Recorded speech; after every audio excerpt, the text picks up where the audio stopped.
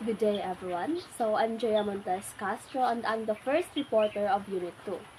So, last meeting, we talked about the Module 1, which is all about the concepts and issues of human development. So, today, let's move on to the stages of development and developmental task. So, here is the concept of the developmental task. According to Robert Havigers, developmental tasks are challenges that individuals are expected to achieve during specific life stages. According to him, a successful achievement of this task will lead to happiness and success with later tasks. On the other hand, failure leads to unhappiness, social disapproval, and difficulty with later tasks. So here is the developmental task. The first one is the prenatal period from conception to birth. So this is when a baby develops from a single cell into a fully formed organism. So this is how a baby develops. This is the umbilical cord. This is the first stage, which is when a sperm cell fertilizes an egg cell. There are a lot of stages until it forms into a fully developed human. So in this stage, this is also the stage where the development of the baby's heartbeat is developed and it responds to sounds in the womb.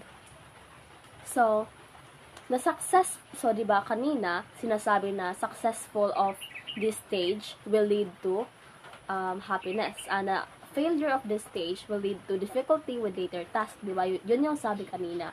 So, in this stage of development, the successful example that I can give is that when a healthy pregnancy results in a baby born with strong physical and cognitive potential.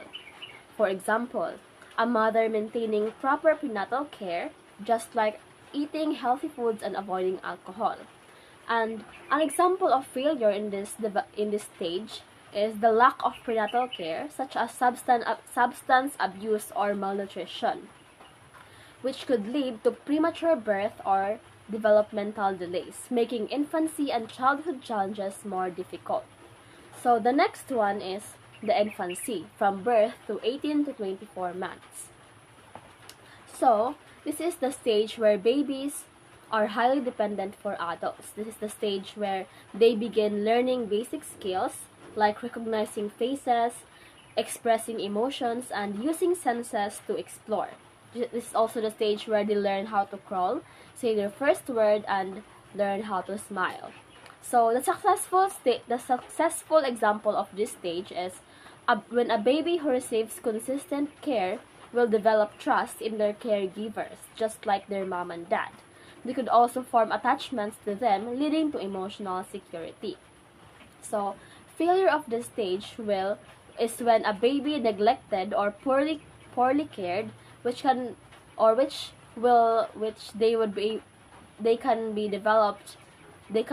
they could develop mistrust, which could lead to social withdrawal or difficulty forming relationships in the future. So the next stage is the early childhood, or the end of infancy, to 5 to 6 years, or when they become grade 1. So in this stage, they learn to become more independent and develop skills like counting, recognizing letters, playing, learning to tie their shoes, share toys with classmates, and developing conscience. So a success of this stage is when a child who learns basic skills will develop confidence and become ready for school. They could create friends and could improve their school readiness, just like hindi sila mahihirapang mag-adjust in a school setting. And failure of this stage is when a child who remains overly dependent on adults or struggles with school or to interact with peers may face isolation and anxiety about school. Kaya nga yung ibang bata walang gana na pumasok sa school, maybe because nag-struggle sila na makipag-interact sa ibang tao kasi overly dependent sila sa kanilang mga magulang. So the next stage is the middle and late childhood. This in the age of 6 to 11 years, or the elementary school years. So in this stage, children focuses on mastering important academic skills like reading, writing, and arithmetic. And achievement of this becomes a central theme in their world. So, an example of this in success is when a child who masters these skills feels a sense of achievement and gains a recognition kung saan mas namomotivate yung bata na mas galingan pa.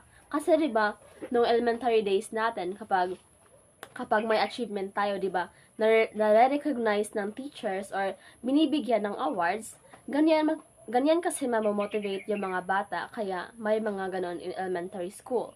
So, kapag nag-excel sila ng schoolworks, maaaring ma-recognize sila in which mabuboost yung confidence ng bata. And failure of this stage is when a child who do not master these skills may experience low self-esteem, feel excluded in class, yung parang feeling nila hindi sila belong sa kanilang section, or maybe because hindi sila makakasabay, thus, they could develop negative attitudes toward learning, kung saan mas mahihirapan sila in the future. So, the next stage the next task is the adolescence. Consists of 10 to 12 years of age, ending up to 18 to 22 years of age. So, in this task, development of sexual characteristics occur, and significant mental, emotional, and social aspects of these children changes. They also try to explore their identity, which also they could form deeper and social relationships with others. So, diba, I have tackled last meeting na hindi lamang sa physical or biological aspects nagde-develop yung tao, in which in this stage, nagde-develop din yung kanilang mental and social aspects. So, the success of this stage is when an adolescent forms a strong sense of identity and achieves independence, just like choosing a career to pursue or setting personal goals, feels confident about their future. In short, sa stage pa lang na ito, may plano na sila about their future. And the failure of this stage or task is when an adolescent who struggles with identity, just like lacking direction, yung hindi nila alam kung ano yung career na kanilang ipupursue, or yung mga hindi pa nakapag-set ng kanilang mga personal goals. So sila ay makaka-experience ng confusion at possible na makagawa ng mga wrong decisions. So, as a result, maaari silang maka-feel or makaramdam ng pagkawala ng halaga kung saan mas mahihirapan sila in the future. Next developmental task is the early adulthood. So, this is from late teens or early 20s, lasting through the 30s. So, in this stage, individuals establish independence, career development, and choosing a life partner or starting a family. So, an example of successful achievement of this stage is when a young adult who establishes a career, builds intimate relationship, and starts a family, experiences fulfillment and stability. For example, maintaining a stable job allows financial security and able to support their family. Failure of this task or specific stage is when a young adult who fails to establish these things may feel unfulfilled, isolated, or struggle with future responsibilities. Especially yung mga young adult na walang stable job, they could not fulfill their responsibilities as young parents. That is why it is important na we could have a career in our future so that hindi mag-fail yung ating early adulthood na stage. So the next stage is the middle adulthood.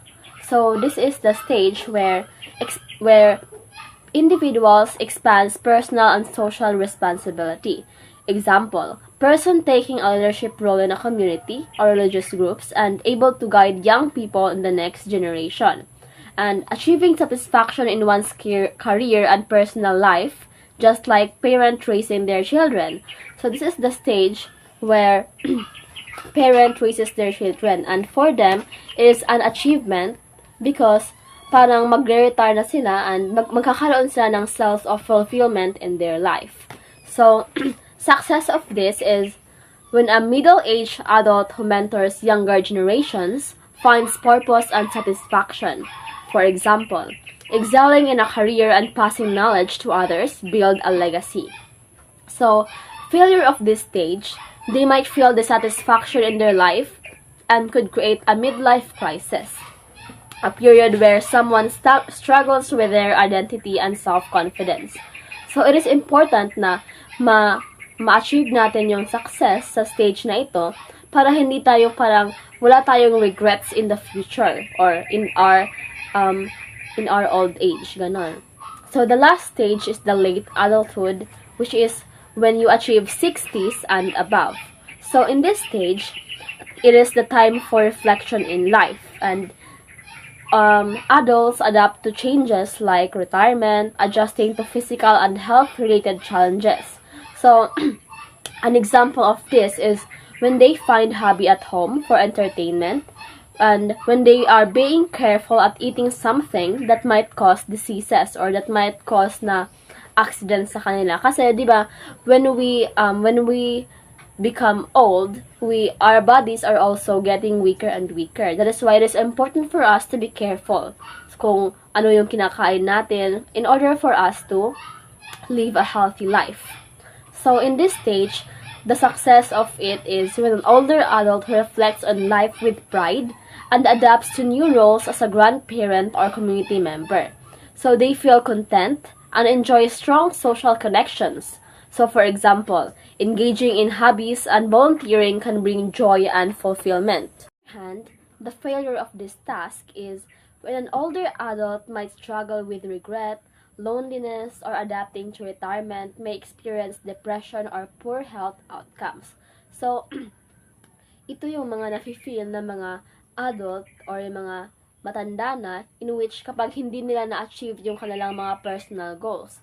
That's why they are having regret kasi parang naiisip nila na kung ano kaya yung ginawa nila, kung ano yung, kaya yung dapat mas ginawa nilang tama para maging successful yung kanilang life and hindi sila mag-regret. Each of those stages demonstrates how success fosters confidence, happiness, and readiness for future challenges, while failure can create obstacles, unhappiness, and disapproval. So, ito yung concept ni Robert Havigers na the more na mas ma-achieve natin successfully yung mga task na we go through, we could be able to, parang hindi tayo mahihirapan in the future kung ano pa yung mga later task na gagawin natin in our lives. So, that is all, and thank you for listening and watching.